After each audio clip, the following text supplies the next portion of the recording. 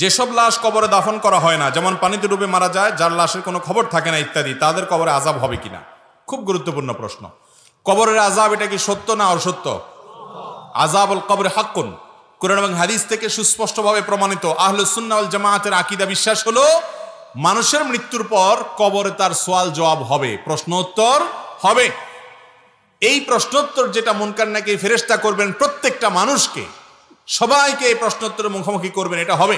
এখন কথা হলো, কবরে যে ব্যক্তি শায়িত হয়েছে, স্বাভাবিক মৃত্যু হয়েছে, দাফন হয়েছে লাশ, তারটা তো বুঝে আসলো। পানিতে ডুবে মারা গেছে, তার তো কবরে যাওয়ারই সুযোগ হয়নি, বাঘে খেয়ে ফেলেছে, বাঘের পেটে চলে গেছে, তার শরীরের সাথে মিশে গেছে, এই ব্যক্তির কিভাবে প্রশ্নোত্তর হবে? এর উত্তর হলো, আল্লাহ রাব্বুল আলামিন প্রত্যেকটা মানুষের শরীরের ধ্বংসাবশেষ যেটা যেখানে যে অবস্থা আছে ওই অবস্থায় প্রশ্নোত্তরের মুখোমুখি করবেন। ধরুন একজনকে বাঘে খেয়ে ফেলেছে, কুমিরে খেয়ে ফেলেছে, আগুনে পুড়ে ভস্ম হয়ে গেছেন, ছাই হয়ে গেছেন।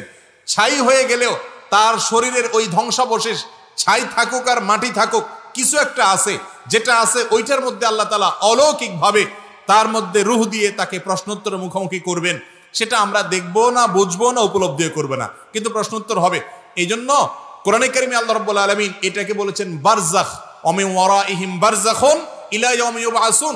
মৃত্যুর পরে কিয়ামত কায়েম হওয়ার আগে যে জগৎটা আছে, এই জগৎটাকে বলা হয়েছে বারজাখ, মানে আড়াল। সেই জগৎটা হলো আড়াল আখিরাতের জন্য, ওই জগৎটা পার হয়ে মানুষ আখিরাতে যাবে। সেই বারজাখের জগৎটাতে কেউ কবরে থাকতে পারে, কেউ বাঘের পেটে থাকতে পারে, কেউ কুমিরের পেটে থাকতে পারে, কেউ ছাই হয়ে থাকতে পারে, কেউ পানিতে পচে গলে পানির সাথে মিশে যেতে পারে। যে যেখানে তার ধ্বংসাবশেষ থাকুক না কেন, সেটাই হলো তার জন্য বারজাখী জীবন। কিভাবে প্রশ্নোত্তর সেশন করবেন? আল্লাহ রাব্বুল আলামিন যিনি শূন্য থেকে, নাপাক পানি থেকে মানুষকে সৃষ্টি করেছেন, তার জন্য অসম্ভব বলতে কিছুই